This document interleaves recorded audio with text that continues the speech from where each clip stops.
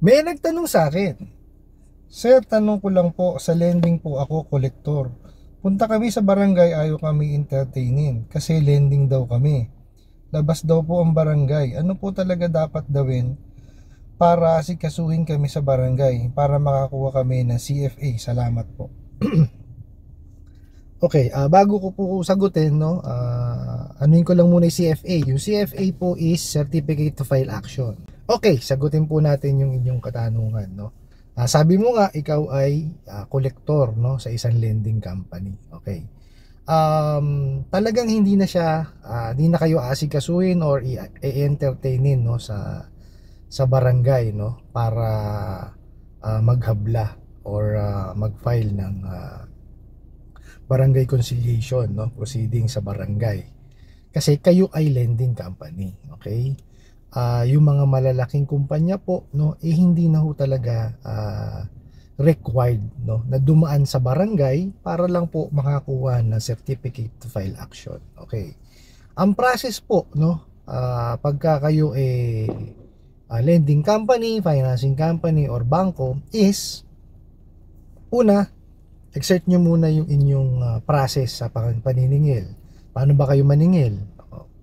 Tumatawag ba kayo? Nagsesend ba kayo ng messages? Nag-email ba kayo? No? Bumibisita ba kayo sa bahay? So, exhaust nyo muna yon, no? Ngayon, kung wala talagang mangyari, padala nyo po ng demand letter. Okay? So, total lending company ho kayo, definitely ho, meron kayong abogado para gumawa ng demand letter. Ano po? Tapos i-serve nyo dun sa sa kliyente nyo, no.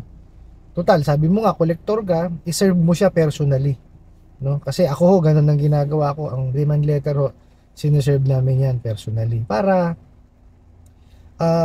may receiving copy. Kasi ho, yun ho ang hinahanap ng ng small claims court, no, o ng husgado, no. Kailangan ho received nung inyong sinisingil yung demand letter para siya ay maging valid, no, pagka hinablan.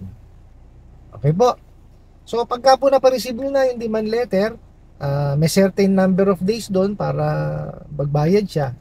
Let's say hindi ho tumupad, no, gawa nyo na siya ng ng report, no, na kailangan na siyang i-file sa small claims.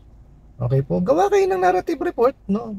Recommendation nyo na in-exhaust nyo na yung yung kumbaga ginawa nyo na lahat ng paraan para maningil, no? Yung tinawagan mo na, in-email mo na, pinunta mo na sa bahay, minest kung ano-ano na ang ginawa nyo, nagbigay ka na ng demand letter, talagang hindi pa rin tumupad, mag-recommend ka na ipa small claims nyo na. Kasi di ko alam ho ang policy ng company nyo kung paano kasi kami ho, nagre-recommend kami. So gagawin namin lahat ng dapat namin gawin as collector, no? Kasi kami nga pinupuntahan namin, no? Pinadalan ho namin ng demand letter, no? Kasi ang pinaka-importante ho diyan, yung demand letter mapadala nyo agad. Once na mag-pass nyo yan, bigay ka agad ng demand letter. Okay? Para in the event na magpa-file kayo ng small claims, simula doon sa date na binigyan nyo ng demand letter, ang computation niya ng penalty. At kung magbibigay pa ng additional interest ang small claims court. Okay po? Ang nakakapagtaka lang po kasi, no, is sabi nyo nga po is collector kayo ng isang lending company, no. Dapat po kasi is na-train kayo or alam nyo kahit papano na hindi na talaga ho nag-i-entertain ng barangay, no, ng ganyang klaseng mga reklamo, no, lalo na kung kayo'y lending company.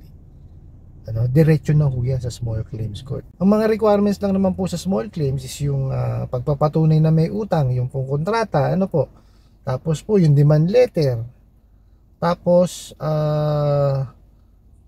yung statement of claim. Yun lang po naman pagka kayo kumpanya, no, pagka kayo lending company, financing company, tsaka bangko, yun lang naman po ang kailangan nyo. Hindi nyo na po kailangan ng certificate to file action, no. Tapos syempre importante po yung magre-representa sa inyo, no. Dapat alam po yung account, no, alam kung ano yung istorya ng account. Kasi Pagka po yan nagtuloy-tuloy, no, paghaharapin po kasi yung representative ng kumpanya at saka po yung inyong ihinahabla. Ano po, kasi sa una yan pag-aayusin, ano po, mag-usap kayo, sabihin ni judge kung anong gagawin nyo dyan. Pagka nagkasundo ho kayo, well and good, wala akong problema. Pero kung hindi ho kayo magkakasundo, tsaka po papasok si judge, no?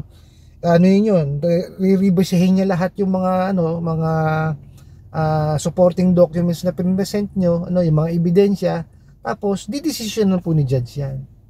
Ganun po, no? Ang nire-require lang po, no, ng small claims court ng certificate to file action ari yung mga individual, no, yung kuwari tao sa tao ng utang, at dapat isa sila ng municipality or city. Yun po ang requirement. Yun lang po ang gawin ninyo, no? At ako ang ko lang ho, no, sana yung company ninyo is invest po, no, sa inyo, no, magpa-seminar para po kahit papaano matuto kayong kung paano yung legal na pamamaraan ng paniningil, para hindi kayo magaya dun sa mga kolektor kuno ng mga ola. Ano po, kasi sila ho, tingnan nyo, hindi ho sila marunong yan, no, wala ho silang alam sa ganyan. Saan kayo nakakita? Araw ho ng due date, no, biruin nyo, ihaharas agad. Tama ba yun? Due date pa lang due date pa lang po, ihaharas mo na agad. Ang nangyayari po, nadadamay tuloy pati yung mga maayos maningil na mga lending, financing tsaka bangko. Akala puro ganun ang ginagawa ng paniningil. Natatype kaso Ako ang suggestion ko lang, no, dun sa may mga lending companies, no, financing, invest po kayo dun sa mga kolektor nyo, no. Turuan nyo po sila nung tamang pamamaraan ng paniningil, no. Kung paano makipag-usap sa kliyente. Gumawa ko kayo ng ng mga payment options, no. Kagaya ng ginagawa ng mga bangko, no. Meron silang mga payment holiday, restructure, marami ho yan no. Kasi importante yun sa isang lending, no? Kaya lang siyempre i-assess nyo, hindi ho lahat binibigyan ng ganong Kumaga maging privilege nyo na lang na pagka hindi nakabayad po, pwede nyo siyang offeran. Meron kayong at least handa kayo, hindi yung nangangapa kayo na kagaya ho niyan, di ba? Kaya si sir nagtanong, di ba? Collector siya ng lending, di po ba? Kung ako yung for example, mapanood ko to, ako yung supervisor nung nung collector na yon, yung maniningil, mahihiya ako sa sarili ko. Bakit? Ba't biruin nyo, hindi nyo man lang na-train or na-guide yung inyong maniningil na hindi na talaga ini-entertain ng barangay ang pagka ikaw lending company ka na, di ba?